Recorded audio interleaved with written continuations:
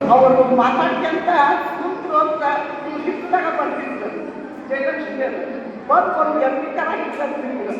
ಎಮ್ಮಿ ಥರ ಇಟ್ಕೊಂಡು ಅವ್ರು ಕುತ್ಕೊಂಡಿದ್ರು. ಅದ ನೀವು ನನಗೆ ನೆನಪು. ಅಪ್ಪ ಇದು ಇಷ್ಟಿಷ್ಟು ದೊಡ್ಡ ಮಕ್ಕಳದಾರ, ಅವ್ರು ಇಷ್ಟು ಏನಾದ್ರು ಅಂದ್ರೂ ನನಗೆ ನಂಬಕ್ಕೆ ಆಗಿಲ್ಲ. ಆಮೇಲೆ ಇವತ್ತು ಅವರು ಈ ಒಂದು ಮಹಿಳಾ ದಿನಾಚರಣೆ ದಿನ ಹುಟ್ಟಿದ್ದು ಒಂದು ಸ್ವಾರ್ಥಕನೇ ಅನ್ನಿಸ್ತದೆ ನನಗೆ. ತಾರಾಮತಿ ಅವರಿಗೆ ಹೆಣ್ಮಕ್ಳಿಂದ ಗಂಡ್ಮಕ್ಳಿಂದ ಅನ್ನುವಂಥದನ್ನ ಈ ಇಬ್ಬರು ಹೆಣ್ಮಕ್ಳು ಹುಟ್ಟಿ ಈ ಒಂದು ದೇಸಾಯ ಮನೆಯವರ ಕೀರ್ತಿಯನ್ನ ಅವರು ಎತ್ತಕ್ಕೆ ಒಯ್ದರು. ಇದು ಒಂದು ತಾರಾಮತಿಯವರ ಸಂಕಲ್ಪನೆ ಇರ್ಬೇಕಲ್ಲ, ಇದು ಪಾರ್ವತಮ್ಮನ ಒಂದು ಸಂಕಲ್ಪನೆ ಇದು ಇರ್ಬೇಕಲ್ಲ ಅಂತ ನನಗೆ ಅನಿಸ್ತದೆ.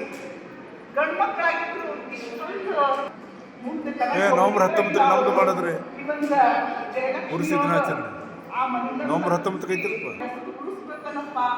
ಅದಕ್ಕೆ ಅವ್ರು ಮತ್ತೆ ಈ ಮನೆಯ ಈ ಊರಿನ ಸೊಸೆಯಾಗಿ ಇಲ್ಲೇ ನಿಂತು ಇದರ ಒಂದು ಚುಕ್ಕಾಣಿಯನ್ನು ಹಿಡಿದು ಈ ಒಂದು ಸಂಸ್ಥೆಯನ್ನ ಅತ್ಯಂತ ಯಶಸ್ವಿಯಾಗಿ ಎಲ್ಲರ ಒಂದು ಜೊತೆಗೂಡಿ ನಡೆಸಿಕೊಂಡು ಹೋಗ್ತಾ ಇದ್ದಾರ.